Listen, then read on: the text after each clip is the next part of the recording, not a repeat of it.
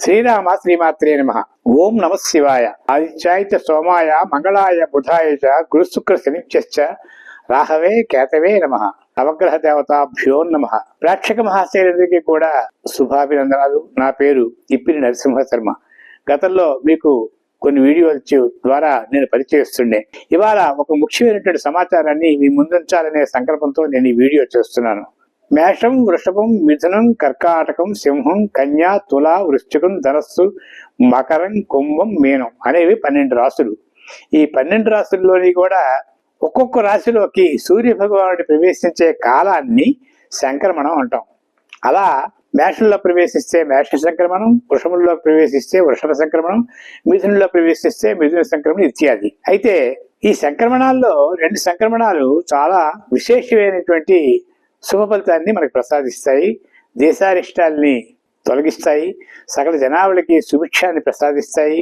సకల చరాచర జగత్తుకి కూడా ఇవి మంచి వెలుగునిచ్చి కాపాడతాయన్నది వేదంలో ఉండేటువంటి గొప్ప విశ్వాసం.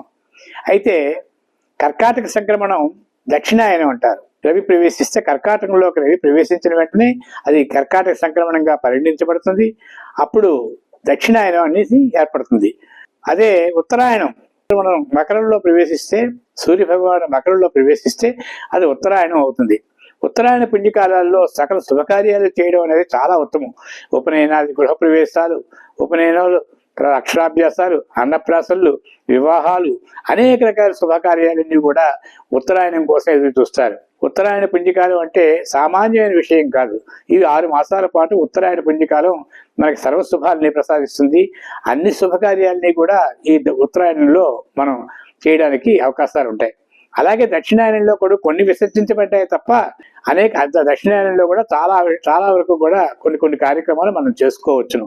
అది అక్కడికి ముహూర్తి విభాగంలో ఉండేటువంటి విషయం, అది వేరే విషయం. కానీ మకర సంక్రమణంలో పుణ్యకాలం, ఈ 2 సంక్రమణాల్లో పుణ్యకాలాలు మాత్రం చాలా గొప్పవి.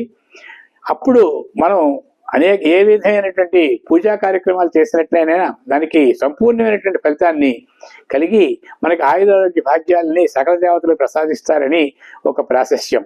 2025 జనవరి 14వ తేదీన మకర సంక్రమణ పుణ్యకాలం ఏర్పడుతుందని మనం అందరం గమనించాం.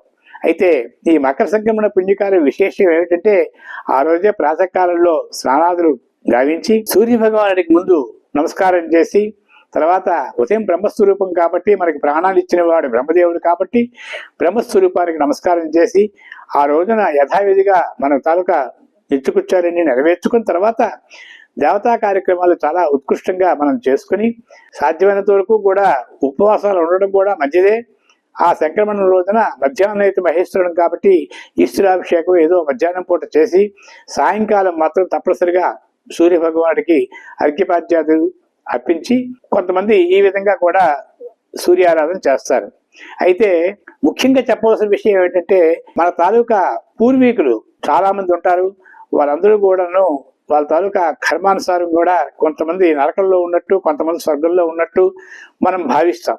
కానీ అనేక రకాలుగా పూర్వీకులు అందరూ కూడా, చచ్చిపోయిన వాళ్ళందరూ కూడా ఈ రోజున వారికి మనం తలుచుకొని కొంచెం తర్పణాదులు ఇచ్చినట్లయితే వారందరూ కూడా మళ్ళీ స్వర్గానికి వెళ్ళే అవకాశం ఉంటుంది. ఆ ద్వారా పితృదేవతలు మనకు ఆశీర్వదిస్తారని కూడా ఒక శాస్త్రం ఉంది. కాబట్టి పితృతర్పణాలు అనేవి ఇవి ఈ తాలూకా సంక్రమణం కాలంలో మనం చేయవలసిన విధి. కాబట్టి అక్కడక్కడ మన తాలూకా బంధువర్గం ఎవరైతే అస్తగ్రమాలు అస్తమించారో వారందరికీ కూడా ఈ రోజున పరమ పవిత్రమైనటువంటి మకర సంక్రమణ పుణ్యకాలంలో మనకు తోచిన విధంగా వాళ్ళని స్మరిస్తూ మన కుటుంబాభివృద్ధిని వాళ్ళందరూ వాళ్ళ తాలూకా ఆత్మలు మనకి తప్పనిసరిగా శుభాన్ని ప్రసాదించాలని కోరుకుంటూ వాళ్ళకి తర్పణాదులు వదలడం అనేది మాత్రం చాలా ముఖ్యమైనటువంటి విషయం. కాబట్టి అప్పుడు మనం ఏంటంటే యథావిధిగా బ్రహ్మస్వరూపం బ్రాహ్మణుడు కాబట్టి ఆ బ్రాహ్మణుడిని పిలిచి అందులో వారికి కావలసినటువంటి ఆ రోజున భత్యం, బియ్యం, అరటికాయలు, కూరగాయలు, పప్పు దినుసులు, మనకు ఉండేటువంటి శక్తానుసారంగా నూతన వస్త్రాలు అనేకమని అన్ని పెట్టి పితృదేవతలను తలుచుకుని ఆ బ్రాహ్మణుడికి పాదాలకు కాళ్ళు కడిగిన తర్వాత ఈ ద్రవ్యాలన్నీ కూడా అతనికి ఇచ్చి అతని ఆశీర్వచనం పొందినట్టయితే తప్పనిసరిగా పితృదేవతలు మనకి మంచి ఆశీర్వచనం కలిగిస్తారు. మనం కుటుంబ అభివృద్ధి కలుగుతుందని చెప్పేసి శాస్త్రవచనం. కాబట్టి ఈ విధంగా కొంతమంది ఈ తర్పణాదుల విషయంలో వీళ్ళేమో ఈ భోజీలు అనేవి అంటారు. కొన్ని సాంప్రదాయాల్లో ఒక్కొక్కటి స్వయంపాకాలు అంటారు, కొంతమంది భోగాలు అంటారు. ఈ ప్రకారంగా ఆ బ్రాహ్మణులకి తెల్లవారుజామున ఆ కర్త అనేవాళ్ళు ప్రతి గృహస్థు చేయవలసినటువంటి కార్యక్రమం. ఇకపోతే ఆరోగ్యం భాస్కరాది ఇచ్చేది. సూర్య భగవానుడి కంటే మించిన ఆరోగ్య ప్రదాత మరి లేడు. సూర్య భగవానుడి కంటే మించిన దైవం కూడా లేదు, ప్రత్యక్ష దైవం సూర్య భగవానుడు. అందుకే మిత్ర రవి సూర్య భాను కకపోష హిరణ్య గర్భ మరీచి ఆదిత్య సహస్రక భాస్కరేభ్యో నమ.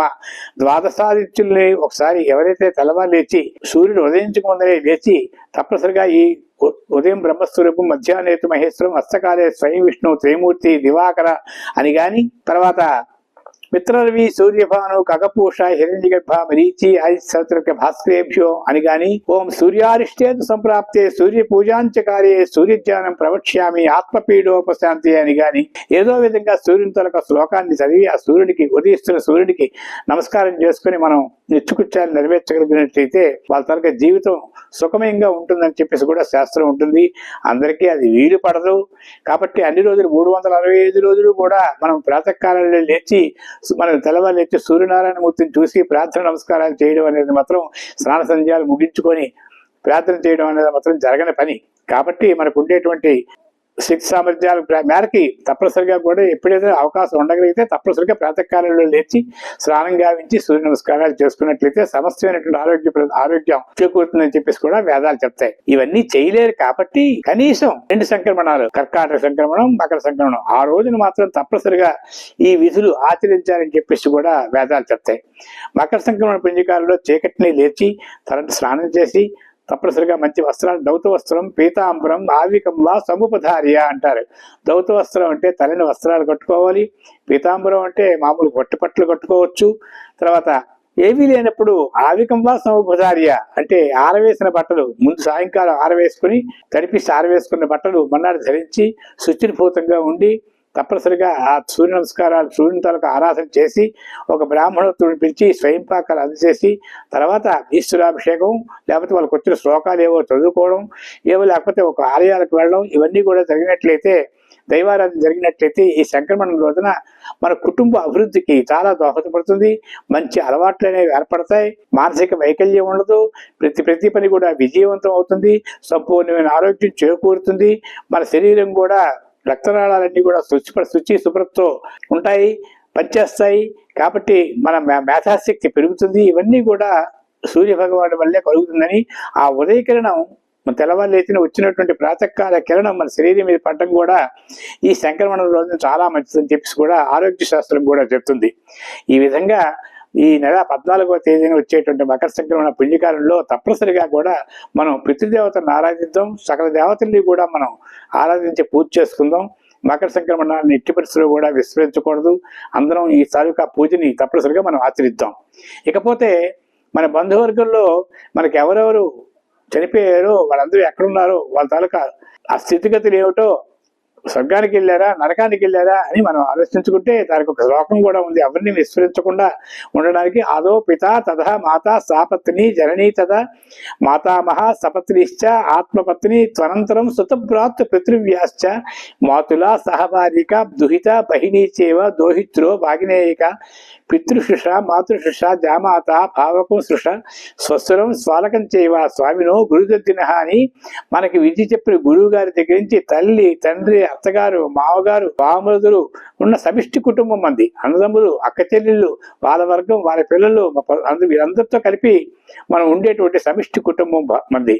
ఈ సమిష్టి కుటుంబంలో ఎవరైనా గతించినట్లయితే వాళ్ళు ఈ తాలూకా పుణ్యదినంలో వాళ్ళకి మనం తర్పణాదులు వదిలినట్లయితే తప్పకుండా వాళ్ళు మోక్ష ప్రాప్తిని పొంది మనకి ఆశీర్వదిస్తారని కూడా సాంప్రదాయం ఉంటుంది. వాళ్ళందరినీ గుర్తు చేసుకోవడానికి ఈ శ్లోకం అనేది ఏర్పడింది. ఇలాగా మనం ఏంటంటే ఈ మకర సంక్రమణం రోజున పవిత్రంగా ఎక్కడ ఏ విధమైనటువంటి మానసికమైనటువంటి వైకల్యం లేకుండా, ఎవరితో గొడవలు పడకుండా, ఏమాత్రం మానసిక చింతన అశాంతిగా ఉండకుండా, అశుభ్ర వాతావరణంలో ఉండకుండా శుచిర్భూతంగా ఉండి మంచి మనసుతో ఈ దైవ సూర్యారాధన చేసినట్లయితే సమస్త శుభాలు కలుగుతాయి అనేది శాస్త్ర ప్రవచనం. మనం అందరం ఆచరిద్దాం. ఆ సూర్యుని తాలూకా ఆశీస్సులు మనము పొందుతాం. ఈ సంక్రమణ పుణ్యకాలంలో మనం చేసేటువంటి కార్యక్రమం పరమేశ్వరుని తాలూకా అర్పితం అవ్వాలని మనము కోరుకుందాం. సకల శుభాలు పొందుదాం. సర్వే జనా సుఖినో భవంతు. మీ ఇప్పుడు నరసింహ శర్మ.